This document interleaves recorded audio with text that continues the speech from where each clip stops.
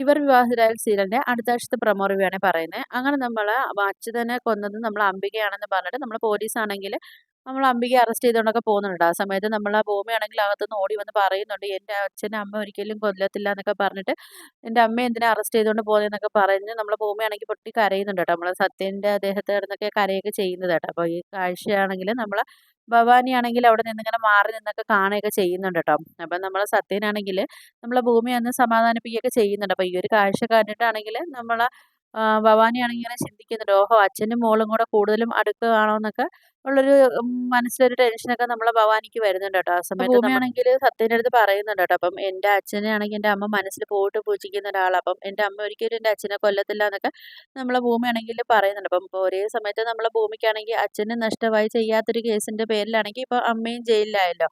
അപ്പം പിന്നാണെങ്കില് കാണിക്കുന്നത് നമ്മളെ അജയ് ആണെങ്കിൽ പോലീസ് സ്റ്റേഷനിൽ നമ്മളെ അംബികയെ കൊണ്ടുവന്നിട്ടാണെങ്കില് അവിടുന്ന് നമ്മളെ അജയ് ചോദ്യമൊക്കെ ചെയ്യുന്നുണ്ട് കേട്ടോ. അപ്പൊ ആ സമയത്ത് നമ്മളെ അംബികയാണെങ്കില് അവിടെ ആ ഒരു ഗുണ്ട വന്ന കാര്യങ്ങളെല്ലാം നമ്മളെ അജയ് അടുത്ത് പറയുന്നുണ്ട്. അപ്പം നമ്മളെ അംബികയുടെ തലയൊന്ന് ഇടിച്ച് തറയിൽ വീണ കഥയും അച്യുതനെ അയാള് കൊല്ലുന്ന കഥയും എല്ലാം നമ്മളെ അജയ് അടുത്താണെങ്കില് പറയുന്നുണ്ട് കേട്ടോ. നമ്മളെ അംബികയാണെങ്കില് പിന്നെ കാണിക്കുന്ന പറഞ്ഞാല് നമ്മളെ ഭൂമിയാണെങ്കില് പിന്നെ നമ്മളെ അച്യുതന്റെ കാറിലാണെങ്കില് ഇരുന്നിട്ട് ഇങ്ങനെ സങ്കടപ്പെട്ട് ഇങ്ങനെ കരഞ്ഞിട്ടാണെങ്കി പഴയ കാര്യങ്ങളൊക്കെ നമ്മളെ അച്യുതനാണെങ്കി ഭൂമിയെ ആ ഒരു കൊണ്ട് നടന്നതും ആ ഒരു വണ്ടി ഓടിക്കാൻ കൊണ്ടുപോകുന്ന കാര്യങ്ങളും ആ ഒരു പഴയ കാര്യങ്ങളൊക്കെ ഓർത്തിട്ടാണെങ്കിൽ നമ്മള് ഭൂമിയാണെങ്കിൽ ആകെ വണ്ടിയിലിരുന്ന് പൊട്ടി കരയൊക്കെ ചെയ്യുന്നുണ്ട് കേട്ടോ. പിന്നാണെങ്കില് ഭൂമിയാണെങ്കി ജോലിക്ക് വന്ന സമയത്ത് നമ്മളെ അച്യുതനാണെങ്കി ഭൂമിയടുത്താണെങ്കി ഒരു ഉമ്മയൊക്കെ ചോദിക്കുന്നുണ്ടല്ലോ. അപ്പം നമ്മളെ അച്യുതനെ ആ ദഹിപ്പിക്കുന്ന സമയത്ത് ഭൂമിയാണെങ്കിൽ അത് ഓർത്തിട്ടൊക്കെ ആണെങ്കിൽ അച്യുതന് ഒരുപാട് ഉമ്മയും കാര്യങ്ങളൊക്കെ കൊടുക്കുകയൊക്കെ ചെയ്യുന്നുണ്ട്. അപ്പം നമ്മളെ ഭൂമിയാണെങ്കിൽ ആകെ ഒരു തളർന്ന ഒരു അവസ്ഥയിലാണ് നമ്മളെ ഭൂമി ഇപ്പം ഉള്ളത്.